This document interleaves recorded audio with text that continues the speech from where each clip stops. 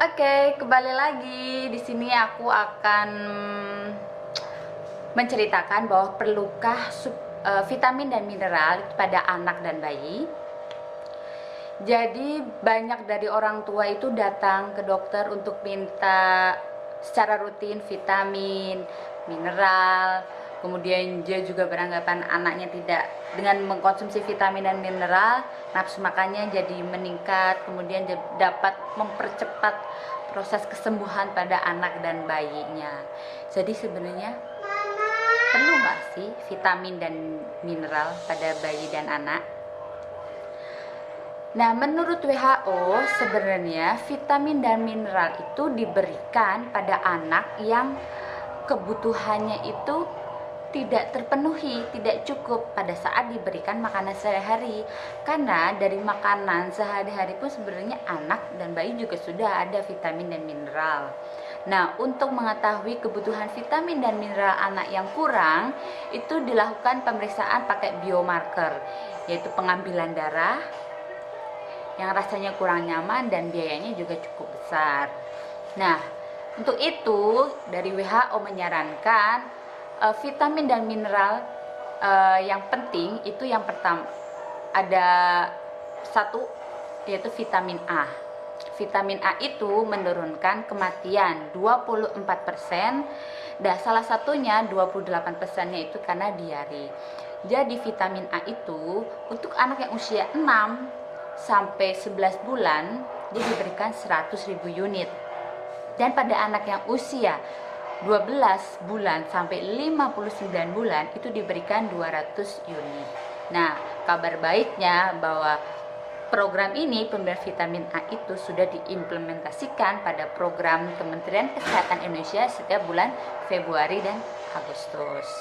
Kemudian vitamin D. Jadi menurut American Academy of Pediatrics AAP bahwa vitamin D penting karena untuk pertumbuhan tulang. Cuman biasanya anak-anak kan dijemur di bawah sinar matahari. Nah, hal ini tidak boleh terlalu lama karena hal itu menyebabkan kanker kulit di kemudian hari. Nah, pada anak yang usia lebih dari 6 bulan itu diberikan vitamin D 400 unit. Kemudian zat besi. Zat besi penting karena dia untuk kesehatan, kemudian untuk konsentrasi belajar, untuk pertumbuhan dari otak. Nah, zat besi itu diberikan pada anak yang usianya lebih dari 6 bulan, minimal 3 bulan. Gitu. Pada anak yang usianya lebih dari 6 bulan. Kemudian zat yang keempat adalah zinc. Zinc ini penting karena dia untuk menekan diare dan pneumonia, dan juga positif menurunkan angka kematian akibat penyakit infeksi. Besi itu diberikan pada anak yang lebih dari 6 bulan, itu setiap 6 bulan sekali minimal 2 bulan, 6 bulan sekali minimal 2 bulan. Jadi pemberian zinc itu diberikan usia 6 sampai 23 bulan. Dan yang terakhir yaitu yodium.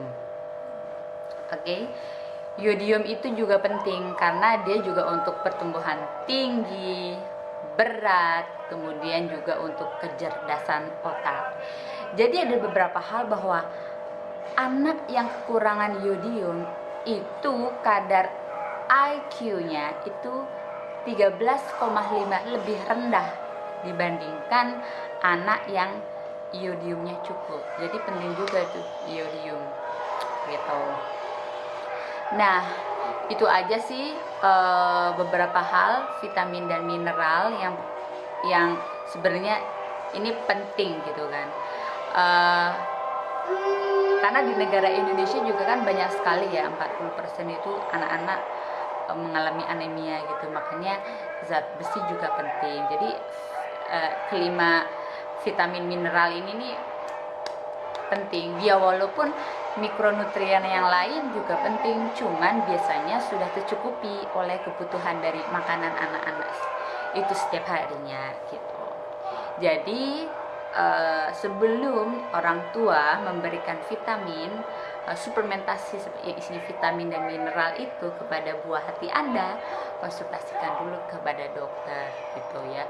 Jangan gara-gara merasa anak tidak nafsu makan, kemudian sedang sakit, kemudian emang rutin harus diberikan setiap bulan, anak harus mengkonsumsi vitamin dan mineral setiap harinya gitu. Karena